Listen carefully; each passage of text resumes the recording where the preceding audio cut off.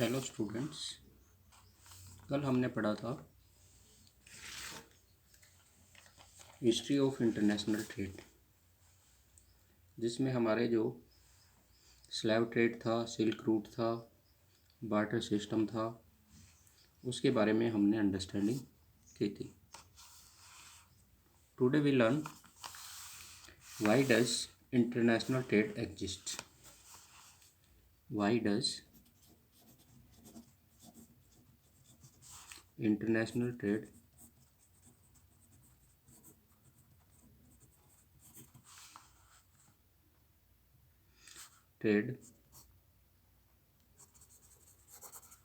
Exist.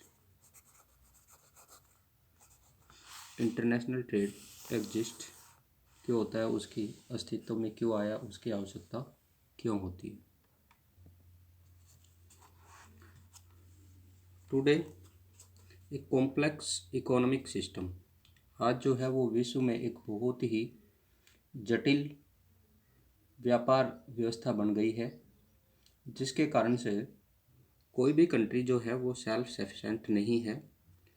इसलिए एक country जो है वो दूसरी कंट्री की टेक्नोलॉजी, उसके डेवलपमेंट, उसके अदर्स जो बेसिक इंफ्रास्ट्रक्चर है उसमें हेल्प करके उसके लिविंग स्टैंडर्ड को इम्प्रूव करते हैं।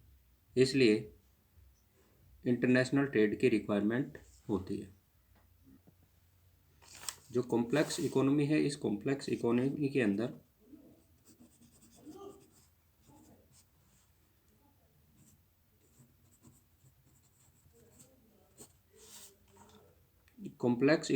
अंदर जो है वो डिफरेंट अलग अलग कंट्री जो होते हैं वो अलग अलग अपने जो प्रोडक्ट्स होते हैं, कमोडिटी होते हैं, उसमें जो स्पेशलाइजेशंस कर लेते हैं और अदर कंट्री को वो टेक्नोलॉजी और जो गुड्स होती हैं वो इंपोर्ट और एक्सपोर्ट करते हैं, जिससे इंटरनेशनल ट्रेड जो है वो एग्जिस्ट होता है।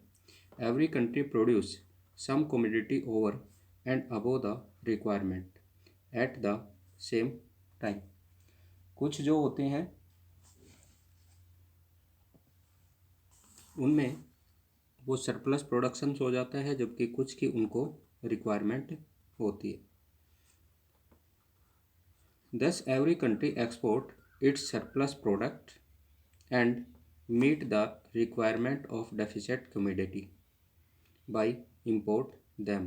जो उनके पास सरप्लस होता है वो उसको एक्सपोर्ट कर देता है, और जिनकी डेफिसिटी रहती है, डेफिसिट मीन्स जिनकी कमी रहती है, उन वस्तुओं को वो इंपोर्ट कर लेते हैं। इसलिए international trade is beneficials to both exporting and importing country. इसलिए इंपोर्टिंग और एक्सपोर्टिंग दोनों कंट्री के लिए इंटरनेशनल ट्रेड का जो है वो बेनिफिट मिलता है। इसके बाद आता है बेस ऑफ इंटरनेशनल ट्रेड। ये कल भी मैंने बताया था आपको कि बुक के अंदर इस लाइन को आप अच्छे से अंडरस्टैंडिंग करें, जो मैं आपको दिखा रहा हूँ। तो इसमें आपको देखिए,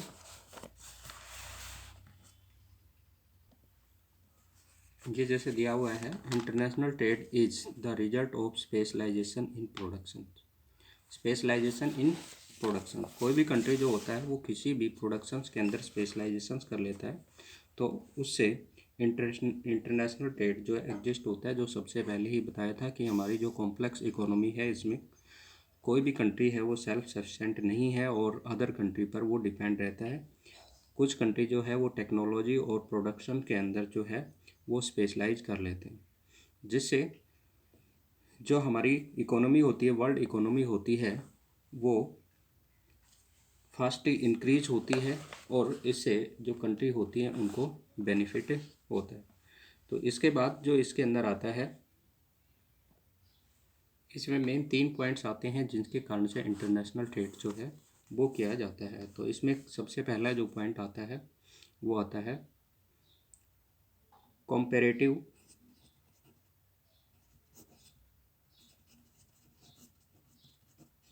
एडवांटेज।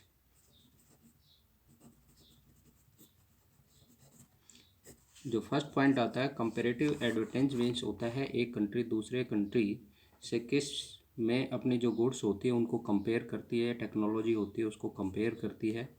तो जहाँ पर ये कंपैरेटिव बेटर होती है वहाँ से गुड्स जो हैं वो इंपोर्ट कर ली जाती हैं। अपनी टेक्नोलॉजी को इम्प्रूवमेंट के लिए, न्यू इनोवेशंस के लिए अदर कंट्री की जो टेक्नोलॉजी होती है उसको कंपेयर किया जाता है। तो जहाँ पर बेटर टेक्नोलॉजी होती है उस में अपनी टेक्नोलॉजी को इन्वॉल्व करके और अच्छी टेक्नोलॉजी बनाने के लिए हम इंटरनेशनल ट्रेड्स को एग्जिस्ट करते हैं, उसकी शुरुआत करते हैं। दूसरा इसमें ये होता है कि एक कंट्री दूसरी कंट्री से जो तुलनात्मक लाभ होते हैं, कंपैरेटिव बेनिफिट होते हैं, वो भी प्राप्त करने के लिए जो है वो इंटरनेशनल ट्रेड किया जाता है। कंपैरेटिव एडवांटेज, तुलनात्मक लाभ प्राप्त करने का, कि वहाँ पर स्किल्स, टेक्नोलॉजी वगैरह को इम्प्रूव करके अदर कंट्री को उसको एक्सपोर्ट करके वहाँ से अच्छा बेनिफिट जो है वो लिया जाए। दूसरा पॉइंट इसमें आता है कॉम्प्लीमेंटरिटी। दूसरा पॉइंट आता है इसमें कॉम्प्लीमेंटरिटी।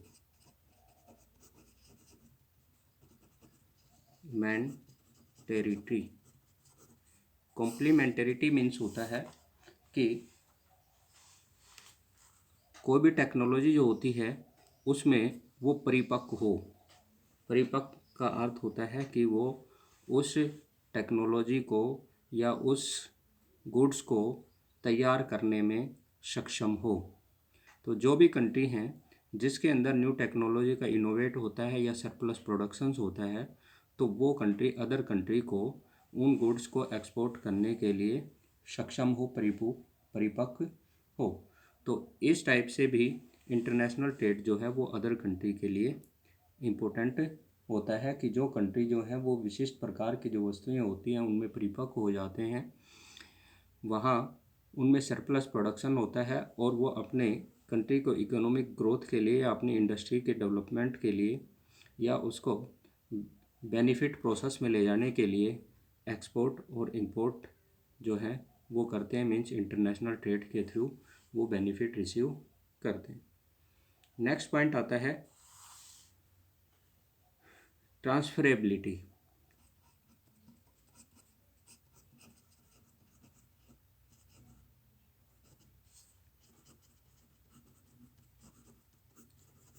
ट्रांसफरेबिलिटी का मतलब होता है कि कोई भी जो कंट्री होता है उसके पास एक्सपोर्ट और इंपोर्ट करने के लिए ट्रांसपोर्ट एंड कम्युनिकेशन सिस्टम की बेटर क्वालिटी की अवेलेबिलिटी हो। मीन्स गुड्स को एक स्थान से दूसरे स्थान पर भेजने, हस्तांतरित करने की अच्छी व्यवस्था हो। तो जहाँ पर सी पोर्ट की बेटर फैसिलिटी होती है, एयर रूट बेटर होते हैं, लैंड रूट की बेटर कनेक्टिविटी होती है, वहाँ पर इंटरनेशनल ट्रेड जो है वो एग्जिस्ट होता है। इंटरनेशनल ट्रेड की वहाँ पर अस्तित्व में आता है। लेकिन जिन कंट्री के पास जो है वो इंटरनेशनल रिलेशन उनके बेटर नहीं होते हैं, पॉलिटिकल उनमें डिस्प्यूट होते रहते हैं, ट्रांसपोर्ट और कम्युनिकेशन सिस्टम उनका बेटर नहीं होता है, तो वहाँ पर इंटरनेशनल ट्रेड एग्जिस्ट नहीं हो सकता है, अस्तित्व में नहीं आ पाता है। तो इसमें सबसे इम्पोर्टेंट चीज़ होती है वो आती है ट्रांसफरेबिलिटी की। हस्तांतरण की जो विधियाँ हैं, मेथड हैं, एयर, ओशियन, इनलैंड वाटरवे की कनेक्टिविटी ओशियन वाटरवे से, और जो लैंड रूट हैं उनकी कनेक्टिविटी की रिक्वायरमेंट होती है। तो ये 3 पॉइंट थे। इन 3 पॉइंट से ही हमारा इंटरनेशनल ट्रेड जो है वो एग्जिस्ट होता है। इसके बाद इसके जो माइनर पॉइंट्स हैं वो आते हैं। तो इसमें सबसे पहले आता था कंपैरेटिव एडवांटेज की जो है वो तुलनात्मक लाभ प्राप्त करने के लिए कि एक कंट्री किसी भी टेक्नोलॉजी वगैरह को डेवलप करके दूसरे से बेनिफिट अर्न करता है। दूसरा आता है इसके अंदर कॉम्प्लीमेंटरिटी।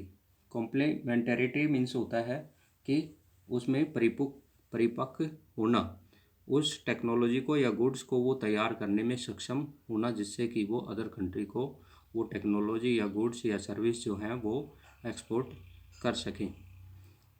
और नेक्स्ट आता है आपका ट्रांसफरेबिलिटी कि वहाँ पर ट्रांसपोर्ट फैसिलिटी बेटर हो जिससे कि गुड्स और सर्विस को इंटरनेशनल लेवल्स के ऊपर ट्रेड किया जा सके। इसके बाद आता है आपका base of international trade.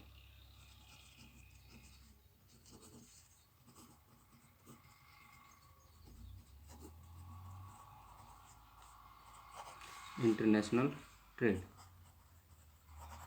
Base of international trade के अंदर हम लेते हैं कि अलग अलग जो कंट्री होते हैं इनमें अलग अलग प्रकार के प्रोडक्शंस होते हैं, टेक्नोलॉजी होती है, साइज ऑफ पॉपुलेशंस होता है, स्टेज ऑफ इकोनॉमिक डेवलपमेंट होता है, फॉरेन इन्वेस्टमेंट पॉलिसी होती है, ट्रांसपोर्ट फैसिलिटी होती है। तो ये हम अलग अलग पॉइंट लेकर के चलते हैं। तो इनमें सबसे पहला जो हमारा पॉइंट्स आता है वो आता है difference in natural resource.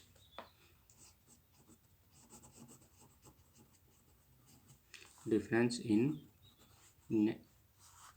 Natural या national resource. National resource, national या नेचुरल भी बोल सकते हैं हम इनको, प्राकृतिक या राष्ट्रीय संसाधनों में भिन्नता।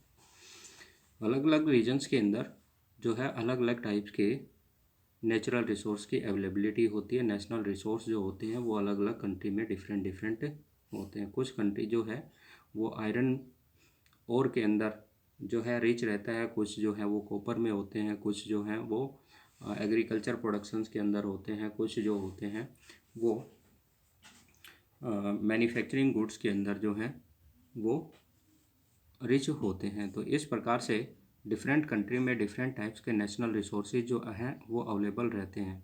नेशनल रिसोर्स के अंदर सभी ह्यूमन रिसोर्सेज और नेचुरल रिसोर्स दोनों इंक्लूड होते हैं, जबकि नेचुरल रिसोर्स के अंदर जो फिजिकल एनवायरनमेंट से हमें रिसीव होते हैं वो इंक्लूड होते हैं। तो इसलिए इनको नेशनल रिसोर्स दे दिया गया है जो दोनों कंबाइंड आ जाते हैं। तो इसके अंदर जो पॉइंट्स आते हैं इनमें सबसे पहला आता है जियोलॉजिकल स्ट्रक्चर, जो difference in national resources.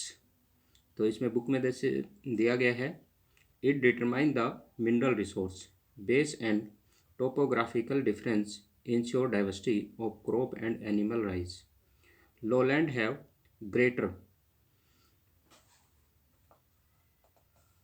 greater agriculture potentials, mountain attract tourist and promote tourisms। तो इसमें जो हमारा सबसे पहला आता है जियोलॉजिकल स्ट्रक्चर। इस जियोलॉजिकल स्ट्रक्चर जो है वो अलग अलग कंट्री का अलग अलग होता है। जियोलॉजिकल स्ट्रक्चर के अंदर जो हमारे लैंड फीचर्स वगैरह हैं ये आ जाती हैं। जियोलॉजिकल स्ट्रक्चर जो हमारे रिलीफ फीचर्स वगैरह होते हैं ये सारे इसके अंदर इंक्लूड कर लेते हैं। कहीं पर प्लेन एरिया होता है, माउंटेन एरिया, प्लेटू एरिया। तो प्लेन एरिया एग्रीकल्चर में रिच होता है, माउंटेन एरिया जो होता है ये हमारे टूरिस्ट प्लेस के लिए इम्पोर्टेंट होता है, फेमस होता है। प्लेटू एरिया जो होते हैं ये हमारे मिनरल रिसोर्स के लिए इम्पोर्टेंट होते हैं। इसलिए जिस जिस रीजन्स के अंदर जो हमारा जियोलॉजिकल स्ट्रक्चर डिफरेंट होता है तो उसी के अकॉर्डिंग जो है वो हमें रिसोर्सेज अवेलेबल होते रहते हैं। तो जिस कंट्री के अंदर जिस टाइप के जियोलॉजिकल स्ट्रक्चर होता है उसमें उसी टाइप के प्रोडक्शन सरप्लस हो जाता है, और जिनमें जिस टाइप के जियोलॉजिकल स्ट्रक्चर बेटर नहीं होता तो वहाँ उनका प्रोडक्शन है वो कम हो जाता है। तो इसमें जैसे दिया गया है कि जो हमारे लोलैंड है एरिया हैं उनके अंदर एग्रीकल्चर पोटेंशियल होती है, और माउंटेन एरिया जो होते हैं वो हमारे टूरिस्ट को प्रमोट करते हैं। सेकंड पॉइंट जो आता है इसका वो आता है आपका मिनरल रिसोर्स। ये ऊपर बता ही चुके हैं आपको। मिनरल रिसोर्सेज के अंदर भी डिफरेंट डिफरेंट होते हैं। जैसे बताया कहीं पर कॉपर होता है, कहीं पर आयरन ओर होता है, कहीं पर कोल होता है। तो वो अपने इंडस्ट्रियल डेवलपमेंट के लिए और अपने जो इन रिक्वायरमेंट्स की गुड्स होती हैं उनको फुलफ़िल करने के लिए एक्सपोर्ट और इंपोर्ट करते हैं। थर्ड पॉइंट इसके अंदर आपका आता है क्लाइमेट। इम्पोर्टेंट पॉइंट है, ध्यान में रखना है। क्लाइमेट भी डिफरेंट कंट्री का डिफरेंट होता है। डिफरेंट क्लाइमेट में डिफरेंट टाइप्स की जो क्रॉप्स होती हैं उनका प्रोडक्शंस होता है। विंटर सीजन में अलग क्रॉप होता है, समर सीजन में अलग क्रॉप होता है, ड्राई रीजन में अलग होता है, ट्रॉपिकल रीजन में अलग होता है, मॉडरेट क्लाइमेट में अलग होते हैं। ये हमने पिछले प्राइमरी एक्टिविटी है उसके अंदर हमने पढ़ा था। तो ये डिफरेंट जो क्लाइमेट जोन होती हैं इन क्लाइमेट जोन में डिफरेंट टाइप्स के प्रोडक्शंस होते हैं, और उन प्रोडक्शंस को जो जिनमें इन प्रोडक्शंस की कमी होती है उनमें इंपोर्ट कर देते हैं, और जहाँ इनका सरप्लस होता है वहाँ से इनको एक्सपोर्ट कर देते हैं। जैसे इसमें दिया गया है कि जो ट्रॉपिकल रीजन है, इन ट्रॉपिकल रीजन्स के अंदर जो हमारा बनाना, रबड़, कोकोआ जो है ये ग्रो किए जाते हैं, और जो हमारे टेम्परेट जोन जो आती हैं, इन टेम्परेट जोन के अंदर जैसे जो हमारे कोल्ड रीजन्स हैं, इनमें हमारे वूल का प्रोडक्शंस होता है, तो वहाँ से ये चीज़ें इंपोर्ट और एक्सपोर्ट कर ली जाती हैं। नेक्स्ट पॉइंट आपका जो इसमें आता है वो पॉइंट आता है पॉपुलेशन फैक्टर। इसको हम अलग फैक्टर के रूप में भी ले सकते हैं और इसको इनमें कंबाइंड करके भी दे सकते हैं। अगर 3 मार्क्स के क्वेश्चंस के अंदर ये पूछ लेते हैं कि इंटरनेशनल ट्रेड को अफेक्टेड करने वाले पॉपुलेशन फैक्टर का एक्सप्लेन करो, तो सिर्फ हमें पॉपुलेशन वाले ही करने हैं, और डिफरेंस इन नेशनल रिसोर्स में करना है, तो फिर नेशनल रिसोर्स के ये 3 पॉइंट आ जाते हैं। नंबर 1 है आपका जियोलॉजिकल स्ट्रक्चर आ जाता है, दूसरा मिनरल्स आ जाता है, थर्ड है क्लाइमेट आ जाता है। तो इनको हम वैसे ही कर लेते हैं, फिर अलग अलग करके ये मेन पॉइंट ले लेते हैं फर्स्ट, और ये सेकंड पॉइंट ले लेते हैं आपका पॉपुलेशन फैक्टर।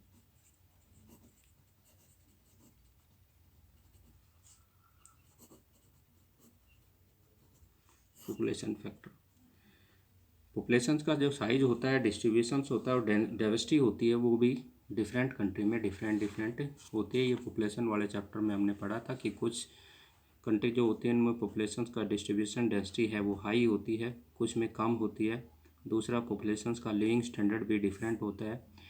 पुअर कंट्री होते हैं, लिविंग स्टैंडर्ड पुअर होता है, रिच कंट्री होती हैं, लिविंग स्टैंडर्ड बेटर होता है। तो इस प्रकार से पॉपुलेशन जो फैक्टर हैं वो भी हमारे इंटरनेशनल ट्रेड को अफेक्ट करते हैं। तो इसमें सबसे पहला जो पॉइंट्स आता है पॉपुलेशंस को अफेक्टेड करने में, वो आता है कल्चरल फैक्टर।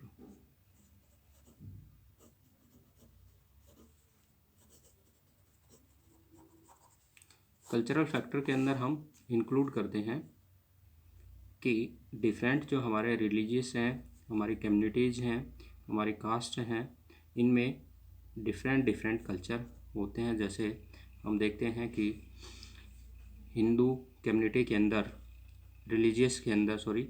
हिंदू रिलीजियस के अंदर अलग टाइप के कल्चर होते हैं, मुस्लिम कम्युनिटी में अलग कल्चर होते हैं, और इसी टाइप से जो हमारे सिख हैं, ईसाई हैं, इन सब के अंदर जो हैं वो अलग अलग कल्चर होते हैं। अलग अलग कल्चर जिस रीजन्स के अंदर जिस टाइप के कल्चर की पॉपुलेशंस का साइज लार्ज होता है, उनका डिस्ट्रीब्यूशन हाई होता है, वहाँ उसी टाइप्स के गुड्स जो होती हैं उनको डिमांड हाई होती है और उनको इंपोर्ट एक्सपोर्ट किया जाता है।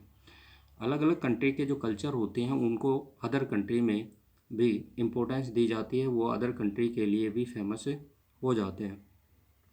इसलिए उन कंट्री के अंदर उस टाइप्स की जो हैंडीक्राफ्ट गुड्स होती हैं या उस कंट्री के जो प्रोडक्ट्स होते हैं उनको वर्ल्ड वाइड लेवल पर डिमांड हाई हो जाती है। जैसे कि इसमें दिया गया है कि आपकी बुक में दिया गया है कि चाइना के पार्सलिन और ब्रोकर्ड्स के जो प्रोडक्ट्स होते हैं उनकी इंटरनेशनल मार्केट में डिमांड है, और यहाँ से चाइना से लार्ज स्केल्स के अंदर ये गुड्स जो होती हैं वो एक्सपोर्ट की जाती हैं। इसी प्रकार से ईरान के जो कारपेट हैं, जो फर्श पर बिछाए जाने वाले कारपेट हैं, इनकी इंटरनेशनल लेवल्स के ऊपर अच्छी डिमांड है, क्योंकि कारपेट के प्रोडक्शंस के अंदर जो बेटर टेक्नोलॉजी है वो ईरान की मानी जाती है। इसी टाइप से नॉर्थ अफ्रीका का जो लेदर वर्क है उसको भी इंटरनेशनल लेवल्स के ऊपर इम्पोर्टेंस दी जाती है और उसका इंटरनेशनल ट्रेड हो जाता है।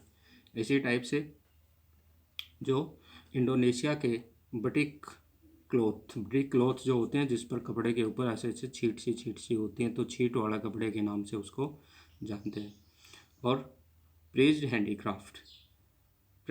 हैंडीक्राफ्ट मीन्स होते हैं जो जड़ी के जो जड़ीदार बूटेदार जो कपड़े होते हैं, जिन पर हाथ से कुछ से फूल पत्तियाँ वगैरह बना करके और उन पर कुछ सामान जो आर्टिफिशियल गुड्स हैं वो लगा दी जाती हैं, तो वो आपके आ जाते हैं हैंडीक्राफ्ट गुड्स, जिनके इंटरनेशनल लेवल पर जो इंडोनेशिया का फेमस है, इंटरनेशनल लेवल्स के ऊपर क्या है, डिमांड अधिक होती है। दूसरा पॉइंट जो पॉपुलेशंस का आता है वो आता है size of population. Size of population, size of population के अंदर जो पॉइंट आता है वो आता है आपका कि जहाँ पर पॉपुलेशन की डेंसिटी हाई होती है, जहाँ पॉपुलेशन पुअर होती है, तो वहाँ प्राइमरी गुड्स की डिमांड होती है, जो बेसिक गुड्स होती है उनकी मैक्सिमम डिमांड होती है। लेकिन जहाँ पॉपुलेशंस का साइज स्मॉल होता है और पॉपुलेशंस का लिविंग स्टैंडर्ड बेटर होता है, वहाँ हाई टेक्नोलॉजी की जो लग्जरी गुड्स हैं उनकी डिमांड हाई होती है। इसलिए जहाँ पॉपुलेशंस का साइज होता है उसके अकॉर्डिंग और जो पॉपुलेशंस का लिविंग स्टैंडर्ड होता है उसके अकॉर्डिंग गुड्स जो हैं वो इंपोर्ट और एक्सपोर्ट की जाती है। नेक्स्ट पॉइंट जो आता है वो आता है आपका third point, stage of economic development. Stage of economic development.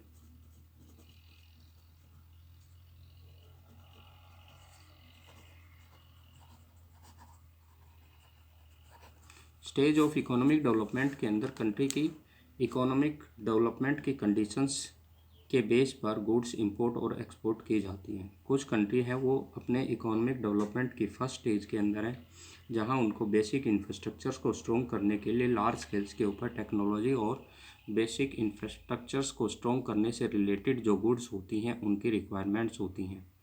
जबकि कुछ कंट्री जो होती हैं वो डेवलप्ड कंडीशंस के अंदर होती हैं, तो वहाँ पर उनको हाई लग्जरी टेक्नोलॉजी और सर्विस की रिक्वायरमेंट होती है। जैसे यूरोप और नॉर्थ अमेरिकन जो कंट्री हैं इनके अंदर सर्विस इंजीनियर, साइंटिस्ट और जो डॉक्टर्स हैं, लीगल कंसल्टेंट हैं, फाइनेंशियल्स कंसल्टेंट हैं, इनकी रिक्वायरमेंट वहाँ पर अधिक होती है। जबकि इंडिया जैसे कंट्री जो हैं इनके अंदर मशीनरी वगैरह जो हैं, टेक्नोलॉजी वगैरह है, इनकी रिक्वायरमेंट हाई होती है। डेवलप कंट्री हैं वो साइंटिस्ट, इंजीनियर वगैरह से टेक्नोलॉजी को डेवलप करके अदर कंट्री को सेल करते हैं, और जो पुअर नेशंस होते हैं या जो डेवलपिंग कंडीशंस के अंदर नेशन होते हैं वो इस टेक्नोलॉजी को वो परचेज करते हैं। इसलिए डेवलप नेशंस के अंदर सर्विस सेक्टर की मैक्सिमम रिक्वायरमेंट होती है और डेवलपिंग कंट्री को टेक्नोलॉजी और मशीनरी की रिक्वायरमेंट होती है। तो ये स्टेज ऑफ इकोनॉमिक डेवलपमेंट पर डिपेंड करता है। जैसे बुक में दिया गया, at the different stage of economic development of country the nature of item trade did undergo change, कि जैसे जैसे कंट्री की इकोनॉमिक डेवलपमेंट की स्टेज जो होती है वो चेंज होती हैं, वैसे वैसे उसमें जो इंपोर्ट और एक्सपोर्ट गुड्स होती हैं उनके नेचर भी चेंज हो जाते हैं। In agriculturally important country agro products are exchange for manufactured goods. जो एग्रीकल्चर इम्पोर्टेंट कंट्री हैं जिनमें एग्रीकल्चर का प्रोडक्शन ज़्यादा होता है, वो कंट्री जो हैं वो मैन्युफैक्चरिंग गुड्स में अपनी जो एग्रीकल्चर गुड्स होती हैं उनको एक्सचेंज करते हैं। मीन्स उनका इंपोर्ट और एक्सपोर्ट होता है। एग्रीकल्चर गुड्स को एक्सपोर्ट कर देते हैं और इंडस्ट्रियल गुड्स को इंपोर्ट कर लेते हैं। Whereas industrialise nation export machinery and finish product, जबकि जो इंडस्ट्रियलाइज नेशन हैं जिनमें इंडस्ट्रियल डेवलपमेंट फास्टली हुआ है, वो नेशन इंडस्ट्रियल जो गुड्स होती हैं, मशीनरी और फिनिश प्रोडक्ट्स होते हैं उनको एक्सपोर्ट करते हैं, और उनके एक्सचेंज के रूप में वो फूड ग्रेन और अदर रॉ मटेरियल इंपोर्ट करते हैं। तो ये स्टेज ऑफ इकोनॉमिक डेवलपमेंट पर डिपेंड करता है कि कंट्री की इकोनॉमिक डेवलपमेंट की स्टेज किस स्थिति के अंदर है, किस स्टेज के अंदर है। नेक्स्ट पॉइंट आता है इसका फोर्थ पॉइंट, वो आता है आपका extent of foreign investment. Extent of foreign investment.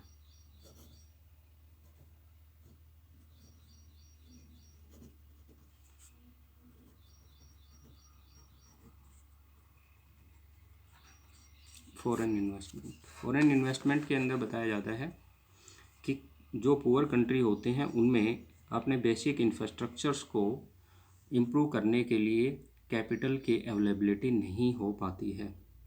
इसलिए उनको अपने बेसिक इंफ्रास्ट्रक्चर्स को इम्प्रूव करने के लिए लार्ज स्केल्स में कैपिटल की रिक्वायरमेंट होती है। इस रिक्वायरमेंट को फुलफ़िल करने के लिए वो अदर नेशंस की जो कंपनी होती हैं, गवर्नमेंट होती हैं, उनको इनवाइट करते हैं, जिससे कि वो उनके बेसिक इंफ्रास्ट्रक्चर में इन्वेस्ट करके और उस कंट्री के इकोनॉमिक डेवलपमेंट को इंक्रीज करे, उसको बढ़ावा दे। तो इसमें जैसे आपकी बुक में दिया गया है, ये ध्यान दें, foreign investment can boost trade in developing country. Foreign investment जो है वो डेवलपिंग कंट्री के ट्रेड को बूस्ट करता है, बूस्ट मीन्स उनमें वृद्धि करता है, उनमें ग्रोथ करता है। Which lake of capital require for the development of mining. जो माइनिंग सेक्टर है जिसमें लार्ज स्केल्स के अंदर माइनिंग सेक्टर है जिसमें लार्ज स्केल में कैपिटल की रिक्वायरमेंट होती है और पुअर कंट्री इस रिक्वायरमेंट को फुलफ़िल नहीं करता, तो अदर नेशन जो हैं वो माइनिंग सेक्टर में, जो रिच कंट्री है वो माइनिंग सेक्टर के अंदर इन्वेस्ट करके और वहाँ की माइनिंग एक्टिविटी को इम्प्रूव करते हैं। जैसे कि जो यूएसए है और यूरोप है, वो साउथ अफ्रीका के अंदर जो है वो माइनिंग एक्टिविटी को इंक्रीज कर रहा है। इसी टाइप से जो है oil drill, oil drill, oil receive करने के लिए जो हम ड्रिलिंग करते हैं, इसमें भी लार्ज स्केल्स के अंदर कैपिटल की रिक्वायरमेंट होती है। इस रिक्वायरमेंट को फुलफ़िल करने के लिए जो रिच कंट्री होते हैं या रिच जो कंपनी होती हैं, धनी जो कंपनियां होती हैं, वो अदर कंट्री के अंदर जा कर के इस प्रकार के ऑयल ड्रिलिंग करती हैं।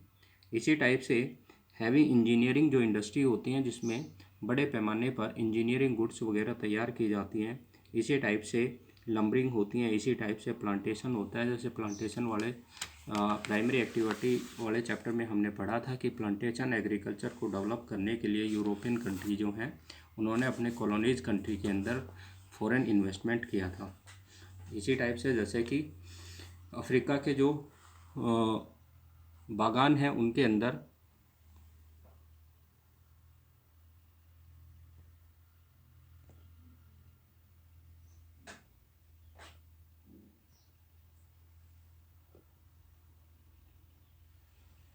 अफ्रीका के जो बागान हैं उनके अंदर आज भी